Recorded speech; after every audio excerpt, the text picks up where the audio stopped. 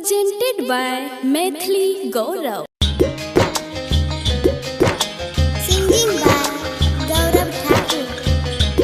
काले होई जैतो तोहार बियाह गे रानी हमारे होते अब जिंदगी तबाह गे कि काले होई जैतो तोहार बियाह गे हमारे होते अब जिंदगी तबाह गे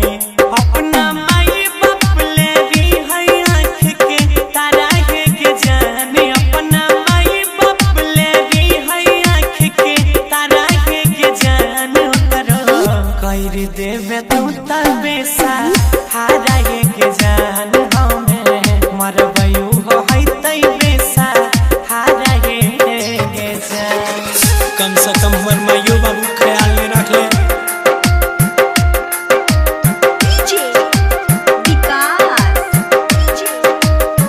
Santi Recording Studio, Raja Mansi.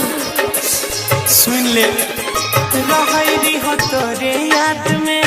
रात भर हम तो जागल घर के बड़का बेटा छी आप सब कहे पागल याद छो आए रहरी हो तोरे याद में जाने रात रात भर जागल घर के बड़का बेटा छी कहियो सब कहे पागल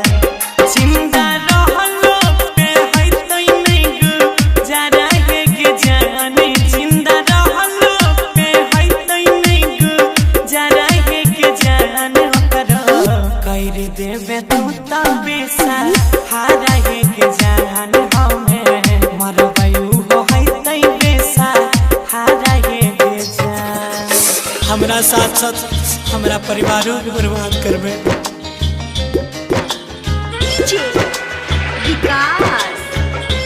Santi Recording Studio, Raja Mansi. तोरा में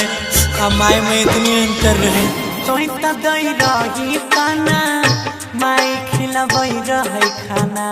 रहबे खुश सैया संग में ऊ के ना रहते बेगाना